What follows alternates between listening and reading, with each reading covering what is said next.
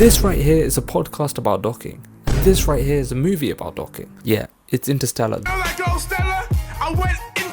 The 9th movie in our Nolan rewatch series, and in this we basically see Cooper get sent out into space to find a habitable planet to save humanity because the Earth is cooked. However, this mission basically ends up pointless because none of the planets that they do find are habitable, so instead he has his own odyssey of trying to go back home to his daughter. However, due to some timey-wimey wibbly wobbly stuff, he ends up basically missing the entire life of his daughter, whilst his daughter essentially figures out how to save humanity. And I must come clean, when I first watched this movie, I genuinely thought that this was a good movie. Not a great movie, just a good movie. The plot didn't strike me much, though the emotional moments did hit. In general, the plot was just good, and considering it's a Nolan movie, that's like the bare minimum. However, watching this movie in IMAX genuinely felt like a spiritual awakening, and I'm a changed man after having watched this film in IMAX. Because visually, this is one of the best movies I've ever seen, and if there's ever a movie that you must watch in IMAX, it's this. Now recently, Project Hail Mary has been getting compared to this movie a lot, and I must say visually, Project Hail Mary doesn't really hold up as well as Interstellar. However, plot-wise, Interstellar just feels generic, whereas Project Hail Mary has more substance to it, which is why I prefer Project Hail Mary more than Interstellar, though even then Interstellar is still one of the best space movies I've ever seen, which is why this is an S tier movie.